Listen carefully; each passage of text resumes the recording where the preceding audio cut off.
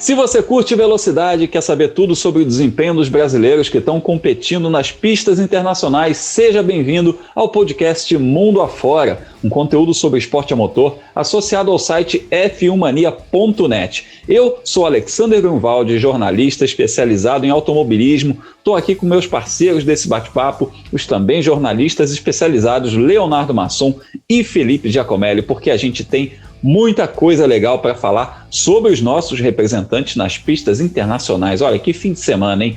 Título, liderança de campeonato, vitórias, sim, no plural, porque elas foram muitas. E a gente começa falando de um fim de semana que teve muitas delas, inclusive, nos Estados Unidos, não é, Felipe?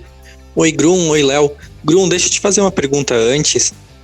O que você acha de jogo de equipe?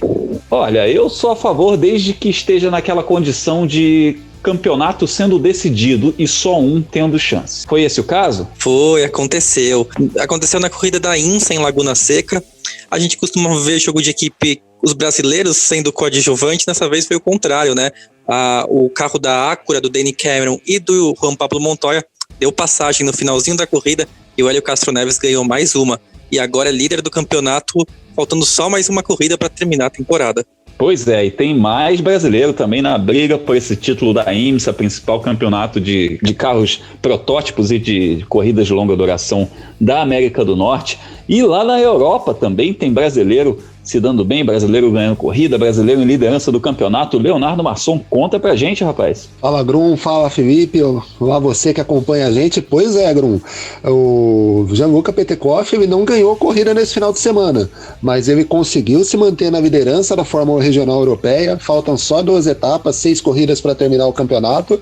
O Gianluca tá perto do título aí. Vai ter que batalhar um pouquinho ainda, mas tá bastante próximo do título desse campeonato, Grum. Pois é, e a gente tem também o Caio Collet disputando o campeonato na Fórmula Renault, ele brigando pela liderança do campeonato. E a gente teve, inclusive, falando em liderança do campeonato, a gente teve título brasileiro ganhando campeonato nesse fim de semana. A gente vai falar disso também. Então, aperte os cintos, porque nós vamos viajar a partir de agora, mundo afora.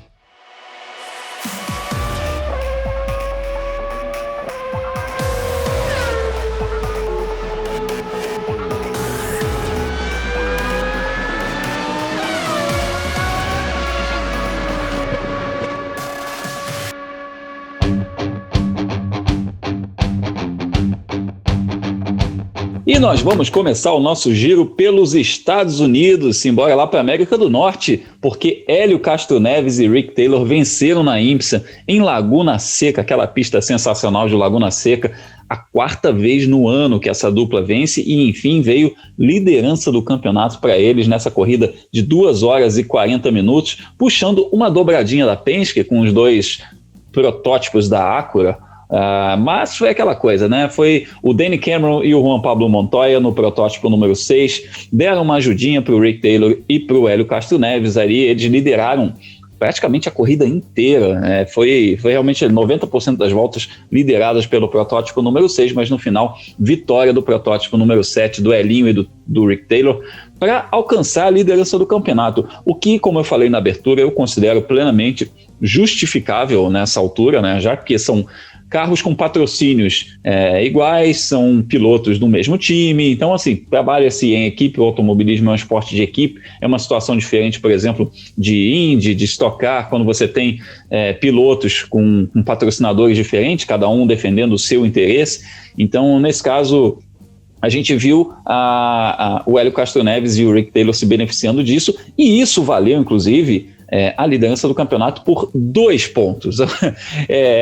A IMSA é tão competitiva que eu vou dar aqui um retrato de como está esse campeonato. O Hélio Castro Neves e o Rick Taylor estão com 242 pontos, 2 à frente do Ryan Briscoe e do Renger van der Zande, que eram líderes até a etapa passada, e a gente ainda tem o Pipo Derani com 233 pontos, já que ele, que corre com o Felipe Nasser, subiu ao pódio em 3º lugar.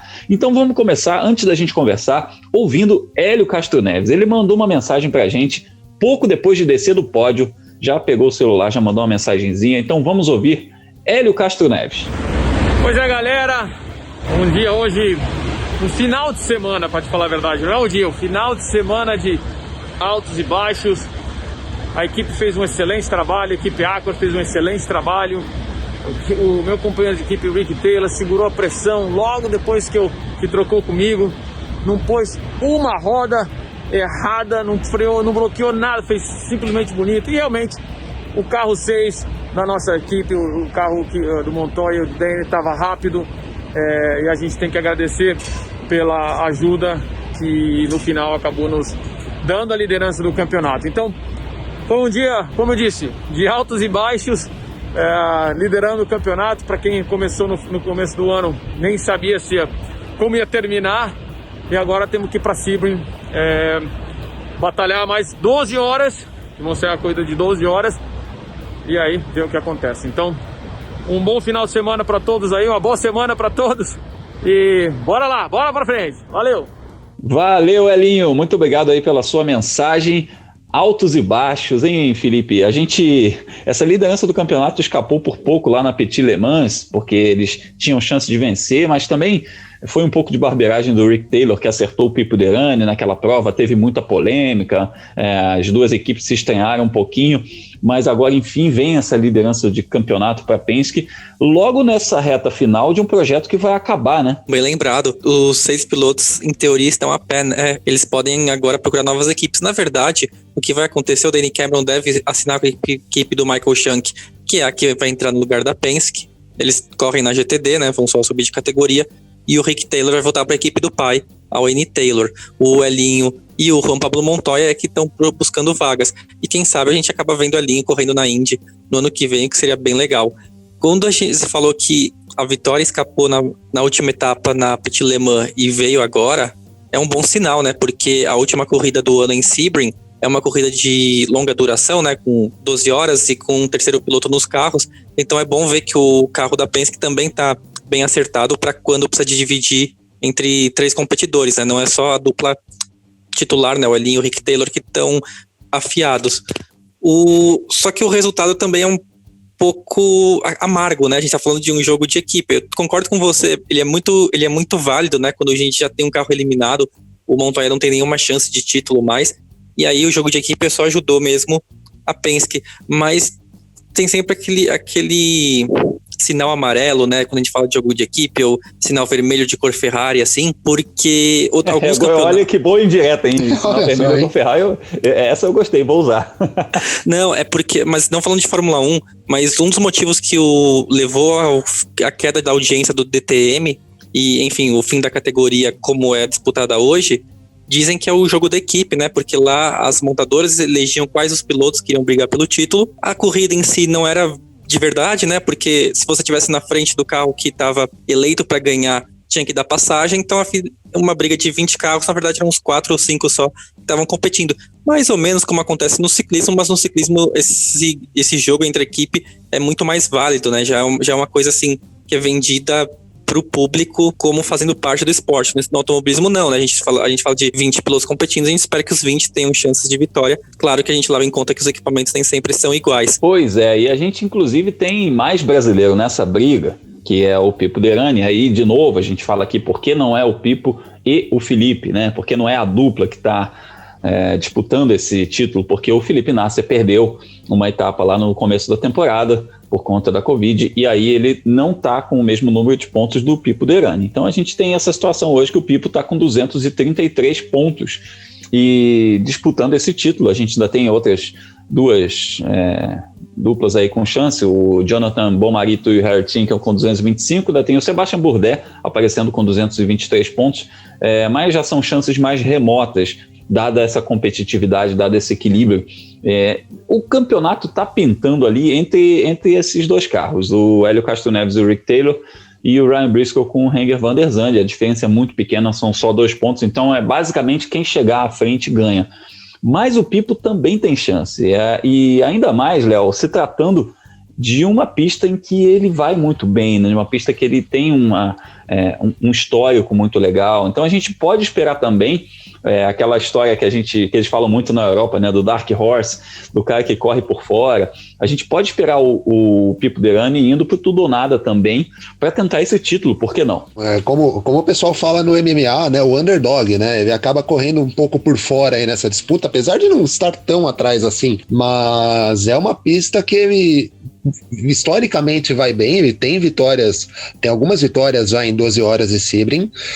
Vale lembrar, nesse ano, numa corrida de duração menor, acho que 2 horas e 40, se eu não estiver enganado, o Pipo venceu em Sebring nessa temporada, ou seja, ele conhece muito bem a pista, o carro se mostrou bastante acertado para o traçado de Sebring na primeira passagem da IMSA por lá nessa temporada, e ele costuma ir muito bem nas provas longas, então não dá para a gente descartar o Pipo.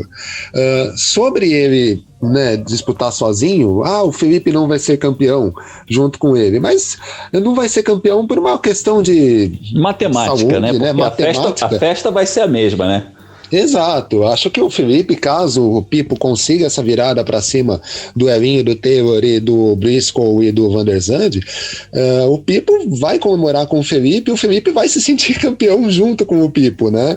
Mas não é carta fora do baralho não, e tem chances, talvez Sebring seja a pista em que ele tem os melhores resultados no campeonato da IMSA, ele tem experiência, ele sabe como vencer essa prova de 12 horas, questão de aguardar mesmo e ver o que ele consegue fazer. Se ele encaixar um dia legal, pode ser que ele saia com vitória e título lá de Sebring, viu, Grum? E a gente vai ver de novo, que a gente já viu vários anos na IMSA, que é campeonato sendo decidido na última corrida, na última hora, nos últimos minutos, e isso que é o grande barato da IMSA, né? Tudo muito apertado. Aí você fala, endurance, corrida de longa duração, é chato, né? Chato, rapaz, que isso? Os caras andam na pauleira o tempo todo, tudo ponto a ponto, batendo porta, e é um campeonato sensacional, que se você tiver a oportunidade de acompanhar essa decisão de campeonato, que é no dia 14 de novembro, às 12 horas de Sebring, acompanhe, porque vai ser sensacional. Bom, a gente segue em Laguna Seca, porque além desse fim de semana aí que a gente teve vitória brasileira e liderança do campeonato na IMSA, a gente teve nas categorias que fazem a preliminar da IMSA, também brasileiro brilhando. Olha só que legal, no Lamborghini Super Troféu, o Sérgio Gimenez emendou 2 vitórias, ele inclusive fez pole position, ganhou 2 corridas, e o Léo Lamelas ganhou uma das corridas dentro da categoria Pro-Am. Bom, vamos começar ouvindo o Sérgio Gimenez para ele falar para a gente como é que ele foi parar nesse campeonato, porque a gente lembra do Gimenez disputando no começo desse ano, aí na primeira metade desse ano, o Jaguar I-Pace Trophy, campeonato de carros elétricos, aquelas SUVs grandonas, pesadas e tal, e aí de repente o Sérgio Gimenez aparece andando de Lamborghini, o bicho virou a chave bonita, né? Então vamos ouvir Sérgio Gimenez. Fala, Serginho, como é que foi esse fim de semana aí em Laguna Seca? Fala, Grum, fala, galera, aqui Sérgio Gimenez falando, tudo bem? Bom, passando aqui para contar um pouquinho do final de semana aqui em Laguna Seca, que foi maravilhoso, melhor impossível, fizemos 2 vitórias em 2 corridas, uma pole position e em uma corrida largando em segundo, menos de 1/10 aí da pole, então foi um final de semana incrível. Agradecer muito a ANSA Motorsport pelo convite para correr nesse campeonato aqui, que é o Troféu Lamborghini, Super Troféu Lamborghini, um campeonato que só corre em Lamborghinis e o Norte América, ou seja, da América do Norte, aqui dos Estados Unidos, corre dentro do campeonato da IMSA, então é um campeonato fantástico, muita gente assistindo, tem bastante cobertura e a gente fez um trabalho muito bacana com a ANSA. Comecei há 3 corridas atrás, 3 finais de semana atrás, ainda correndo em dupla, é um campeonato que você pode correr em dupla ou sozinho. Quando você corre em dupla, quando você corre sozinho, na verdade, você tem um pênalti, né, na parada, que você tem que ficar 3 segundos a mais. Então, esse é um pouco o problema, mas valeu muito a pena para nós. Eu corri sozinho nessa corrida e a gente deu um grande salto, disputando a ponta e vencendo 2 corridas, o que foi incrível, foi fantástico. A equipe fez um ótimo trabalho, nós começamos já muito bem, com um setup bacana, depois só demos uma afinada e encaixou tudo tanto no quali quanto nas corridas. Tivemos uma segunda corrida bem movimentada, com 2 safety cars, longo, mas a gente pegou na veia e em parar na primeira hora que podia, e a gente foi pouco prejudicado. Temos um pouco de sorte também, porque os 2 da frente sofreram uma penalização, eles acabaram se dando um pouco melhor no safety, mas passaram em bandeira amarela. Então aí levamos essa vitória e saímos com 2 no final de semana. Valeu, galera. Obrigado a tudo e a todos, e vamos com tudo. Valeu.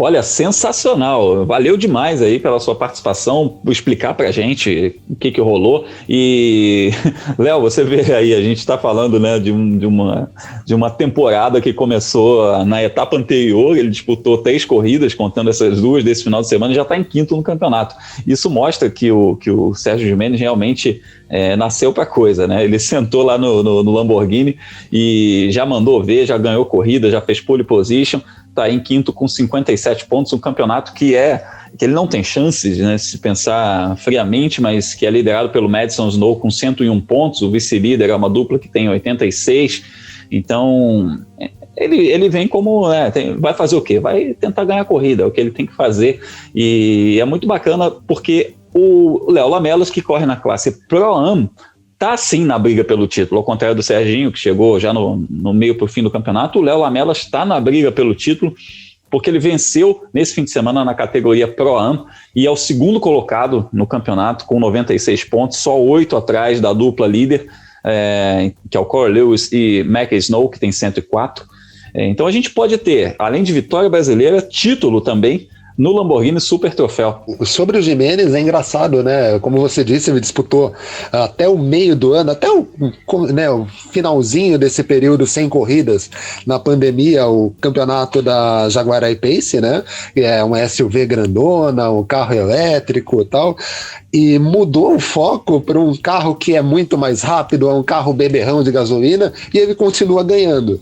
Então mostra que ele se adapta muito rápido aos carros. Ele também corre aqui na Porsche Cup brasileira no campeonato de Endurance e também costuma ir bem nas corridas aqui, então isso mostra que ele tem um poder de adaptação muito rápido e pode correr em qualquer campeonato do mundo, né, Grum? Agora, tendo entrado num campeonato que já não tem tantas etapas assim, e ele entrou do meio para o final, ele tá lá para ganhar a corrida, mas também para se divertir e mostrar para todo mundo, que ele pode correr em qualquer campeonato do mundo, seja de GT, seja de turismo, né? É um piloto altamente capacitado. No caso do Léo, a gente tem que lembrar que é a primeira temporada dele correndo com esse tipo de carro, com carro de Gran Turismo. O Léo, até o ano passado, disputava o Prototype Challenger, que é outra categoria suporte do IMSA, mas campeonatos de protótipos, né? Ele migrou para os carros de GT e logo no primeiro ano ele vem aí na classe Pro-Am, mesmo correndo sozinho, ele corre o campeonato da Pro-Am, ele vem muito próximo, 8 pontos, são 2 corridas para terminar o campeonato lá em Sebring. O Léo entra com chance real de título e, claro, a gente vai torcer para que ele consiga. Como a gente costuma dizer dos pilotos de base, num primeiro ano, a coisa às vezes é mais para mostrar serviço do que para brigar por título, mas já que ele se colocou em condição de desafiante ao título, vamos torcer para que ele consiga. Condição ele mostrou durante a temporada que ele tem. É isso aí, são 4 vitórias no mesmo fim de semana. Olha que legal a gente ter brasileiro em todos os níveis aí. O Léo Lamelas introduzindo-se aí nesses campeonatos e já ganhando na classe Pro-Am. O Sérgio Giménez, que é um piloto muito mais experiente, competindo na classe Pro e no geral do Lamborghini Super Troféu, ganhando 2 corridas. O Hélio Castro Neves ganhando corrida na IMSA com os protótipos. Cara, foi um baita fim de semana dos brasileiros em Laguna Seca. E sobre o Sérgio Giménez, eu até lembrei quando você falava que ele guia qualquer coisa, né? Eu lembro que uma vez eu cheguei nele na Granja Viana e falei, cara, você se lembra, você sabe dizer quantos carros você já pilotou na sua carreira? Quantos tipos de carro você pilotou na sua carreira? Aí ele falou alguma coisa do tipo assim, você tem a tarde toda? Aí eu falei, por quê? É muito carro? Eu falei, não, primeiro eu preciso lembrar. Porque ele falou, cara, tem coisa que eu sequer lembro que eu já andei de muita coisa. Então isso também é um pouco retrato do que é o Sérgio Giménez e a gente está muito feliz dele ter migrado também para esse campeonato, vencendo corridas. Ele foi vice-campeão do Jaguar I-Pace Trophy nessa temporada, campeão na temporada anterior, também já ganhou corrida na Stock Car, é um piloto que já correu no exterior, fez divisão de base da Fórmula 1, Serginho, um dos maiores kartistas que esse país já teve, um piloto super conceituado de 36 anos de idade. E a gente está na torcida, eu reforço aí, ó, dias 13 e 14 de novembro, lá em Sebring, como preliminar da IMSA, o Sérgio Giménez vai competir no Lamborghini Super Troféu e o Léo Lamelas também, só que na classe Pro-Am. São corridas que serão uma rodada dupla, né? Corridas que serão preliminar das 12 horas de Sebring. Bom, e a gente deixa os Estados Unidos para seguir viagem e agora a gente vai para Europa.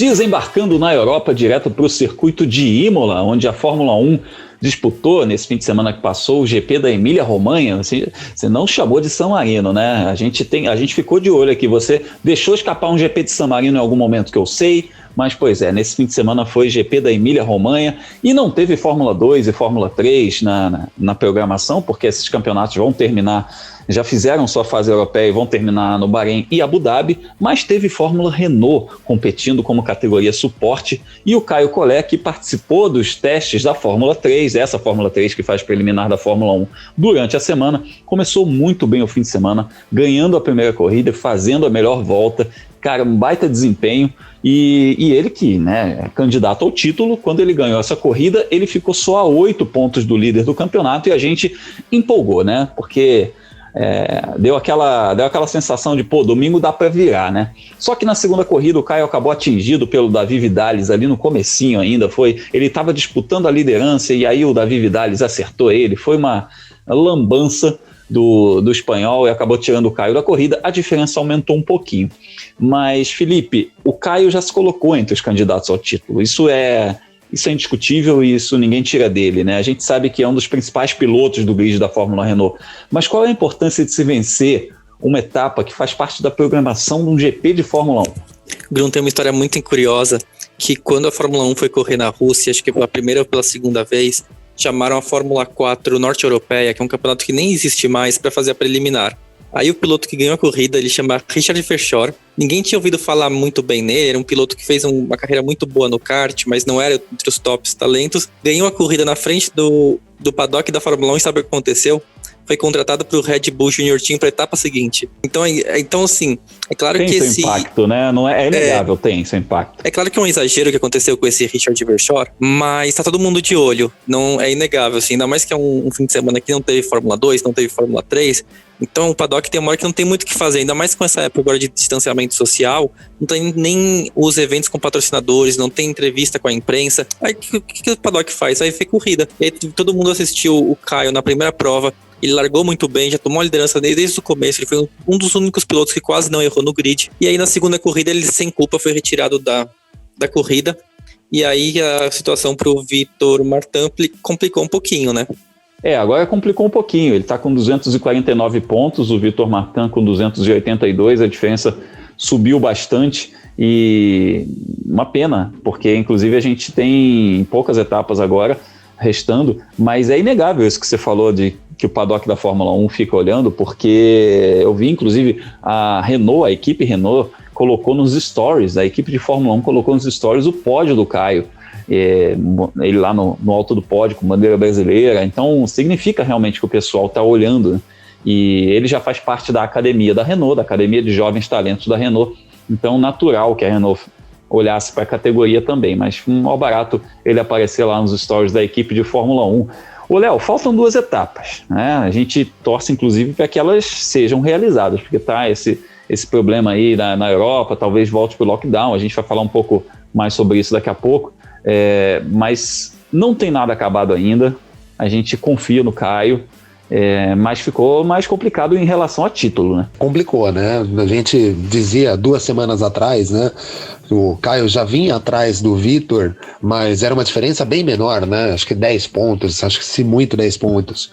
E agora a coisa deu uma complicada. 33 pontos é mais do que uma corrida. Tem o detalhe de que talvez a gente não consiga ter essas 2 etapas, né? A próxima está marcada para a Alemanha, a gente tem depois essa etapa na Alemanha mais uma, mas considerando que tenham essas corridas, essa vantagem do Vitor Martin, ela é importante, né? 33 pontos são mais que uma corrida, já tem quase uma corrida e meia, se a gente parar para pensar, então deu uma complicadinha, mas o Caio mostrou ao longo da temporada que é um piloto forte, um piloto que tem poder de reação. A primeira corrida desse final de semana tá aí para isso, quando o Vitor não foi tão bem assim, o Caio dominou de ponta a ponta, conseguiu uma vitória, né? A 4ª vitória dele no campeonato. Como eu costumo dizer aqui, campeonato de base, assim como a gente vê no futebol, é claro, é importante você ganhar, mas mostrar serviço talvez seja mais importante do que você ser campeão.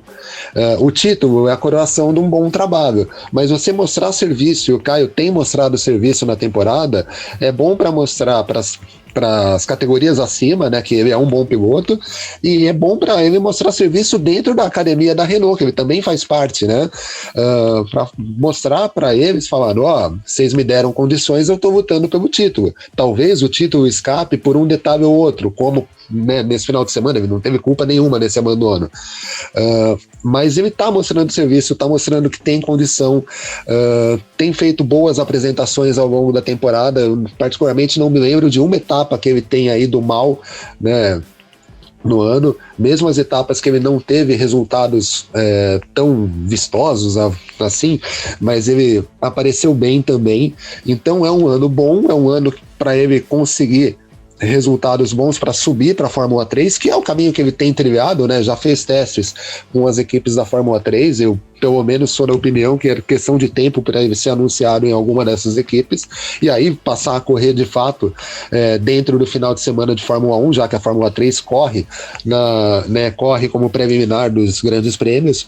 Então ele fez o trabalho nesse ano. Faltam 2 etapas, dá para ele tentar virar para cima do Vitor Martin. É difícil, o Vitor tem um ano a mais de experiência do que ele na categoria, o Vitor já está no 3º ano na Fórmula Renault, o Caio está no 2º, mas caso o título não venha, não é um problema. Ele apresentou um bom desempenho ao longo do campeonato inteiro. E se ele ganhar, vai ser mais forte ainda, né? Porque afinal trata-se de uma virada sensacional, de descontar uma vantagem muito grande, o que só valorizaria ainda mais esse título. O Léo, você mencionou a Fórmula 3 agora, o teste que o Caio Collet fez. Eu vou aproveitar e pedir ao Felipe para falar um pouco sobre isso, porque a gente teve também o Igor Fraga, né, testando, a gente teve um bom desempenho dos brasileiros, foi promissor. Você que acompanhou, Felipe, o que dá para tirar de análise desses dias de teste aí? O Caio testou com 2 equipes também, né?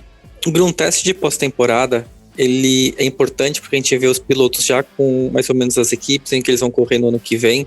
É claro que a gente está falando de uma temporada 2021 que não tem nem data para começar ainda e pode ser ainda impactada, né, pela Covid. A gente espera que não, mas nunca se sabe. Só que também é bom porque também dá para ter uma ideia de onde que alguns pilotos estão, né? E a gente esperava muito do Igor Fraga nesse ano. Se você for lembrar os primeiros episódios aqui do podcast, a gente comentou do título dele na Toyota Racing Series. E depois disso ele teve um ano complicadíssimo na Fórmula 3. Ele correu pela equipe Charrus, que não estava entre as principais da categoria, e talvez a gente possa dizer que era a pior da categoria, e ele foi... Enfim, deu tudo errado, teve problema mecânico, teve acidente em que ele não teve culpa, depois ele tentou mudar de equipe, a equipe dele falou, não, negativo, você vai correr pra gente, ele não correu na etapa final, foi um ano muito complicado. Foi legal ver o Igor estreando pela Hi-Tech, que é a equipe em que ele vai correr em 2021, andando na frente. Eles lideraram a última sessão de treinos, né? Foram 2 manhãs e 2 tardes. Eles lideraram os treinos da segunda tarde de atividades. Normalmente esse resultado não é tão representativo, porque os treinos do período da tarde são normalmente quando as equipes fazem simulação de corrida. Então elas não estão indo necessariamente para o melhor tempo. Elas querem avaliar como um piloto se sai dentro de uma corrida, né? Como eles não estão disputando um contra os outros, eles querem ver um pouco o desempenho de economizar os pneus, como que o piloto se sai com o tanque cheio, depois com o tanque esvaziando, e nisso foi legal ver o Igor andando muito bem. Os outros 2 brasileiros andaram entre os 10 primeiros. O Caio Collet terminou em 3º nessa mesma sessão de treinos. Em todas as outras, praticamente, ele andou entre os 10, né? Ele andou pela Prema, a equipe que ganhou os últimos 2 títulos da Fórmula 3, e também pela ART, que coincidentemente é a equipe onde o Vitor Martin, né, o grande rival dele na Fórmula Renault, corre. Só que o Vitor Martin corre na ART na Fórmula Renault, né, não na Fórmula 3. E então fica a dúvida, né, para qual equipe o Caio Collet vai para o ano que vem. Como o empresário dele é o Nicolas Todd, que é o mesmo do Charles Leclerc, o mesmo do Felipe Massa, é alguém que conhece cada canto do paddock da Fórmula 1, a gente sabe que ele vai estar em uma equipe com equipamento de qualidade, né? Qual vai ser, talvez o anúncio só no fim do ano, comecinho do ano que vem, mas a certeza que ele vai ter um bom equipamento à disposição e, quem sabe, seguir os passos do Oscar Piastri, né?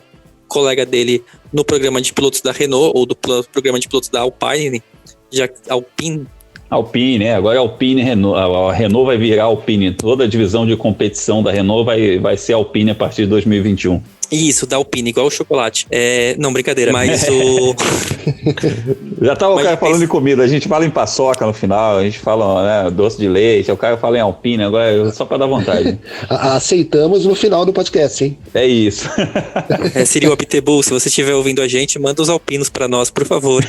Mas só completando o raciocínio, o Enzo Fittipaldi, ele continua andando pela HWA. A gente esperava que ele fosse andar por uma equipe de ponta, né? No caso, por exemplo, a Prema. A Hightech a gente sabia que já não tinha muitas vagas, porque eles são muito fiéis aos pilotos da Red Bull. Mas, quem sabe, um segundo ano na HWA e também liderando a equipe, já que o Jack Hughes, né, que era o piloto mais experiente, não vai voltar ano que vem. Precisa ser um bom equipamento, né, pro brasileiro também deslanchar, e aí no que vem a gente ter os três brigando por boas posições e quem sabe pelo título. Vem aí um bom ano para os brasileiros na Fórmula 3, como preliminar da Fórmula 1, então a gente vai falar muito disso aí no comecinho do ano que vem, porque tem bons valores para você torcer da molecada que tá rumo à Fórmula 1.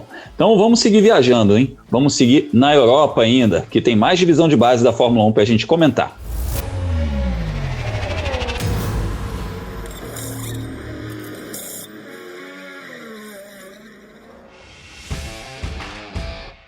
E nós chegamos à Espanha, em Barcelona, agora para falar da Fórmula 3 Regional Europeia, uma categoria inclusive que vai ter uma fusão, a gente falou agora há pouco da Alpine, a gente vai ter uma fusão a partir do ano que vem da Fórmula Renault com a Fórmula 3 Regional Europeia, porque na verdade são dois campeonatos que nasceram da mesma licitação, vamos começar da mesma concorrência, vamos começar a falar assim, né, nesses termos mais técnicos, mas é isso, a FIA fez uma concorrência a respeito desse campeonato e dois promotores entraram na jogada, que foi a Renault e foi o WSK, e no fim ganhou o WSK, mas a Renault quis fazer o seu campeonato também, o que resultou em dois campeonatos bons, mas com um grid menor do que poderia ser. E esses campeonatos vão se fundir a partir do ano que vem. Então a Fórmula Regional Europeia vai ter o suporte da Alpine, que é o novo nome da divisão de competição da Renault, mas enquanto isso não acontece, a gente tem a Fórmula Regional Europeia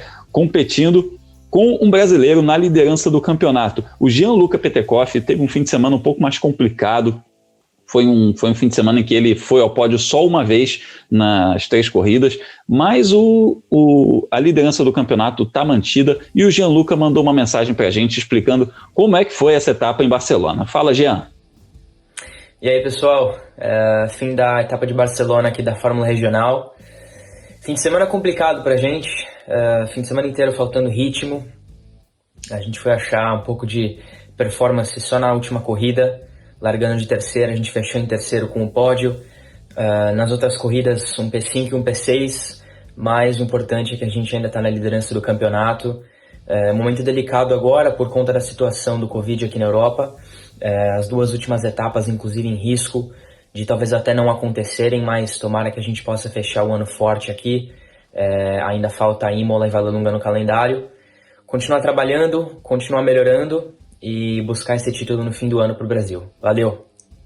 Valeu, sucesso nessa reta final e a gente torce sim para que tenha essas corridas, que essas corridas possam ser realizadas com toda a segurança.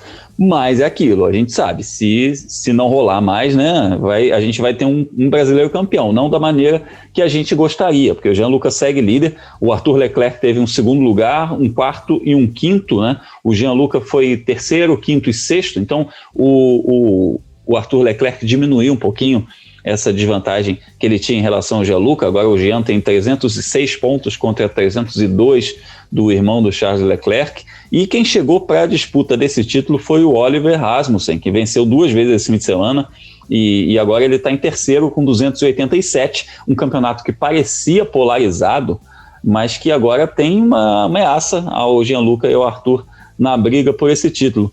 Ô Felipe, se não foi o melhor fim de semana do mundo, ao menos o Gianluca segue na liderança, que é importante para ele também. Coloca pressão no Arthur Leclerc também, né? E porque ele sabe agora que não adianta ter um fim de semana igual do Petekoff, ele vai ter que ir melhor, e aí você já sai pressionado desde o momento que os carros vão pro treino que define o grid de largada. Ajuda, né? Porque também nesse momento de fim de temporada, os pilotos já estão cansados mentalmente, porque eles tiveram o calendário todo condensado por causa do coronavírus, apesar de que a Fórmula Regional vai ser uma das que termina mais tarde, tem corrida marcada até para dezembro.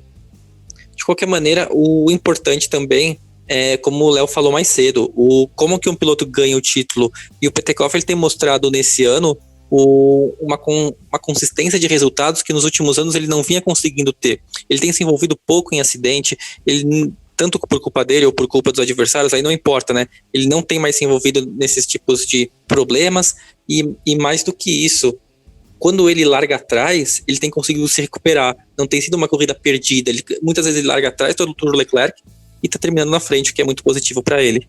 Sim, com toda certeza. E uma coisa que chamou a atenção, o pessoal que viu redes sociais aí a respeito da Fórmula 1, Twitter principalmente, nesse fim de semana que a Fórmula 1 correu em Imola, foi que o Vettel chegou a Imola com uns papéis na mão, impressos, em que tinham uma onboard com traçado de Imola, e era onboard do Gianluca Petekoff.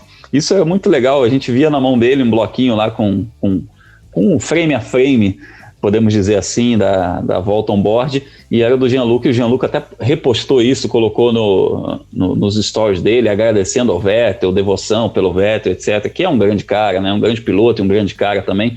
Então a gente vê que o trabalho do Jean está sendo aproveitado dentro da academia da Ferrari, não só como a formação de um talento para a Fórmula 1, mas também sendo aproveitado pela própria equipe de Fórmula 1 no aspecto técnico, que é muito bacana. Ô Léo, recentemente a gente teve aí esses testes da Fórmula 3 Internacional. Você acredita que o Gianluca já tem condições de dar esse passo também? Seria mais um brasileiro nesse grupo aí que vai ingressar para 2021 na Fórmula 3? Eu acredito que ele consiga sim. Se ele for para a Fórmula 3, talvez nesse primeiro momento ele não vá para uma equipe tão forte como tem sido prometido, né? Como a gente imagina para o Caio Collet, para o Enzo Fittipaldi e para o Igor Fraga. O Igor já até está acertado com a equipe dele, e a gente sabe que é uma das equipes boas no campeonato da Fórmula 3.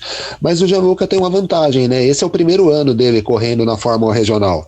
Então, de repente, ele pode fazer um segundo ano, mesmo brigando pelo título. Eu acho que a questão do título, se vier, o ideal seria ele subir de categoria.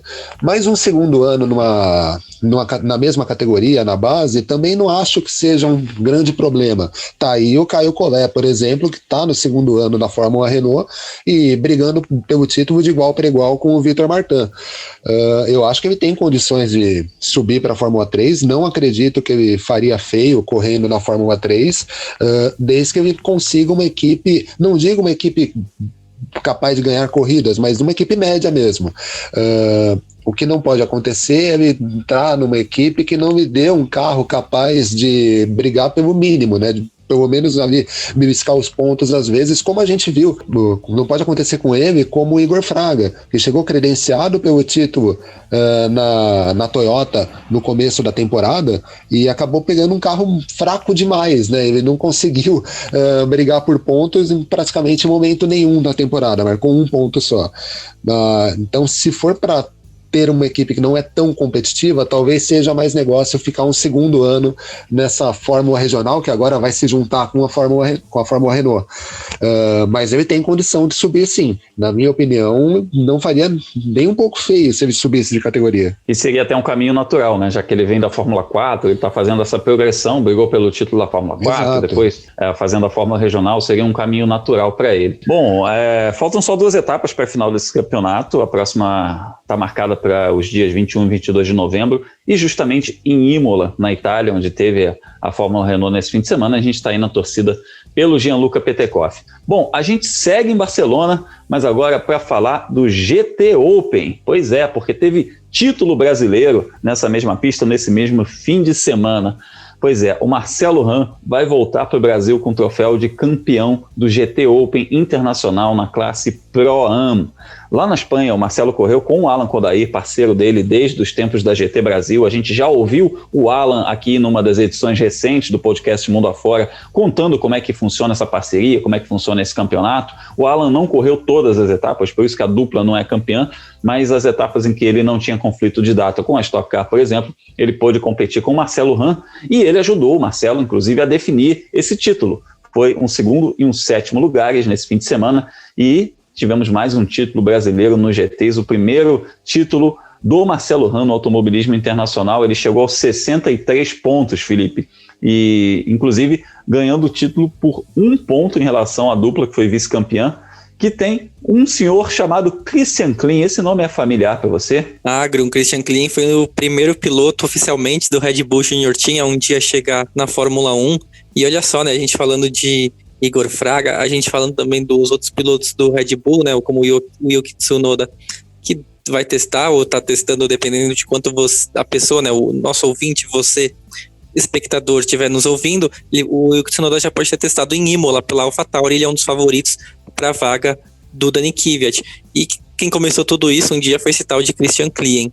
Mas é muito legal a gente ver o Marcelo Hahn andando bem na Europa. Ele é considerado entre esses gentleman drivers, né, que são os pilotos amadores, que são as pessoas, eles têm um trabalho no dia a dia e no tempo livre deles, eles se dedicam ao automobilismo, um dos mais rápidos, um dos mais competentes, né, que tem tanto aqui no Brasil como de uma forma geral no automobilismo internacional. Ano passado, o Alan Kodair e o Marcelo Hahn, eles andaram com esse mesmo equipamento de agora, a McLaren, só que eles não foram bem, o que foi muito estranho, porque a gente sempre coloca o Alan Kodair e o Marcelo Hahn como uma dupla muito forte quando a gente fala em Pro-Am, mas aí parece que 2019 realmente foi uma exceção. Esse ano a situação voltou normal e eles ganharam o título da Pro-Am.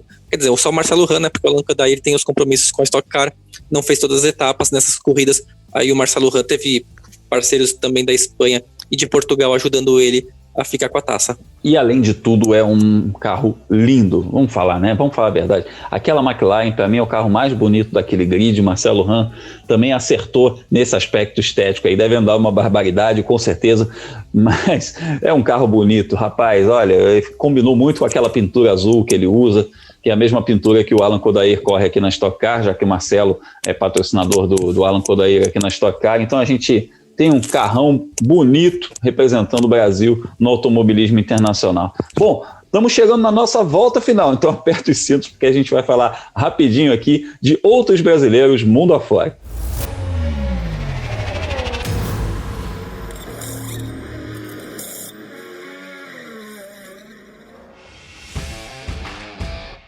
A gente abre a nossa volta final com o Super TC 2000, que teve mais uma etapa nesse fim de semana em Córdoba, na Argentina. E o Rubens Barrichello, a gente falou dele aqui em várias edições seguidas, porque ele continua nessa maratona, participou de mais uma etapa e contando com o próximo fim de semana, que vai ter etapa da Stock Car em Curitiba, vão ser 9 finais de semana consecutivos em que ele e o Matias Rossi vão competir, contando Top Race, contando Super TC 2000, contando Stock Car. Então, rapaz, o homem é imparável, né? E ele continua se adaptando, né? Não teve um sábado tão bom.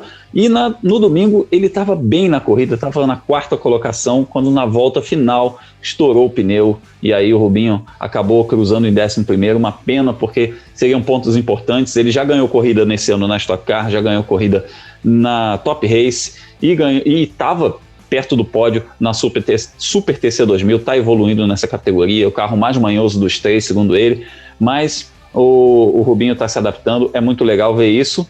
E quem ganhou a corrida foi o Matias Rossi, que é o companheiro do Rubinho nesses 3 campeonatos. O Matias agora está com 88 pontos contra 60 do Agostinho Canapino. Esses 2 pilotos, inclusive, o Matias está correndo e o Agostinho Canapino já correu na Stock Car. E o Barrichello tem 7 pontos, ele é o 14º no campeonato. A próxima etapa está marcada para os dias 27, 28 e 29 de novembro em Buenos Aires. E tem fim de semana que vem brasileiros disputando o Mundial de Kart. Olha, isso aí, a gente tem uma geração fortíssima, a gente tem uma geração muito boa. São 2 classes em que a gente tem representantes, então metade vai estar na OK Júnior e metade na OK. A gente tem bastante gente para torcer, então ó, se liga. Na OK vão correr Matheus Morgato, o Ricardinho Grácia, o Olingari, o Bruno Bertoncello e o Rafael Câmara. O Rafa correu o Open no último fim de semana, foi 3º colocado, ele é atual vice-campeão mundial, é um valor também para a gente ficar de olho. O menino que, se você for lá no meu canal Fórmula Group procurar entrevista com ele, parece o Harry Potter, é ele mesmo, pois é. O menino fala pouco e anda muito.